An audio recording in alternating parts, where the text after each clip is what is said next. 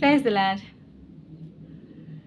నన్ను నిర్మించిన రీతి తలచగా ఎంతో ఆశ్చర్యమే, అది నా ఊహకు వింతైనది.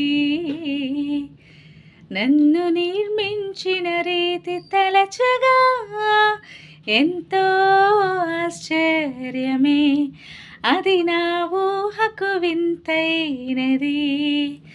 ఎరుపెక్కిన శత్రువుల చూపు నుండి తప్పించి ఎనలేని ప్రేమను నాపై కురిపించావు. ఎరుపెక్కిన శత్రువుల చూపు నుండి తప్పించి ఎనలేని ప్రేమను నాపై కురిపించావు.